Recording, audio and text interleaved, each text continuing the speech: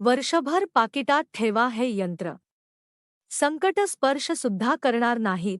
आपण सगळेच लोक आपल्या खिशात पाकिट ठेवत असतो. महिला सुद्धा पर्स वापरत असतात. आपण पाकिटात पर्समध्ये भरपूर वस्तू ठेवत असतो जेणेकरून त्या पाकिटात त्या पर्समध्ये बरकत राहिली पाहिजे. भरपूर देवांचे फोटो, यंत्र किंवा अन्य पूजेचे सामान, तांदूळ वगैरे आपण पाकिटात पर्समध्ये ठेवत असतो जेणेकरून पैसा कमी पडायला नको, पैसा खर्च व्हायला नको आणि बरकत आपल्या जवळ राहायला पाहिजे. पण तरीही काही कारणांनी, काही दोषांमुळे आपल्या हाताला ती बरकत नसते, आपल्या पाकिटाला ती बरकत नसते आणि पैसा पाण्यासारखा खर्च होतो. पाकिटात पैसा थांबत नाही.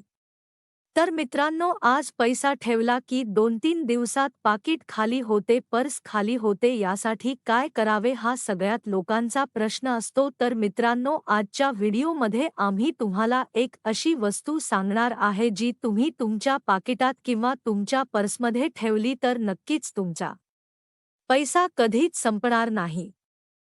मित्रांनो, वर्षभर पाकिटात ठेवा हे यंत्र कोणतेही संकट स्पर्श सुद्धा करणार नाही, सदैव तुमचे रक्षण होईल. मित्रांनो, तुम्हाला आज असे एक यंत्र सांगणार आहे. हे यंत्र जर तुम्ही तुमच्या पाकिटामध्ये, पर्समध्ये ठेवले तर तुमचे कोणत्याही संकटापासून रक्षण होईल.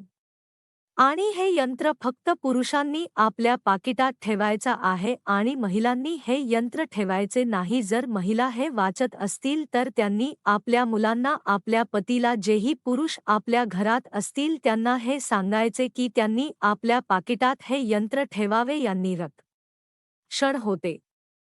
याने कोणतेही संकट आपल्याला स्पर्श सुद्धा करू शकत नाही. हे यंत्र ठेवल्याने आपण सतत एका कवचमध्ये असतो, कारण हे यंत्र आपल्या जवळ असल्याने आपल्याला कोणतीही भीती नसते व ती वाईट शक्ती असो किंवा कोणते येणारे संकट असो, अपघात असो, हे टाळून जातात. तरी आपण नक्की आपल्या पाकिटात आपल्या जवळ ठेवायला पाहिजे.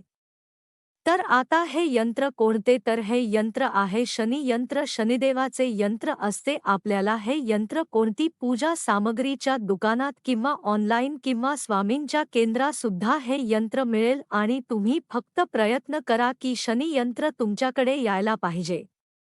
शनी यंत्र तुम्ही घरी आल्यानंतर त्याचे दुधाने, पाण्याने अभिषेक करा. म्हणजे एका ताटलीत तमणामध्ये देवघरासमोर ते शनी यंत्र ठेवा आणि त्यानंतर त्यावर 11 चमचा दूध टाका. त्यानंतर 11 चमचा पाण्याचे टाका. नंतर पुन्हा ते शनियंत्र आपल्या हातात घेऊन स्वच्छ याने धुवून घ्या आणि त्याला अष्टगंध, फूल, अक्षता वाहून पूजा, अगरबत्ती, दिवा ओवाळून यंत्राचे पूजन करा आणि नंतर ते आपल्या पाकिटात ठेवा.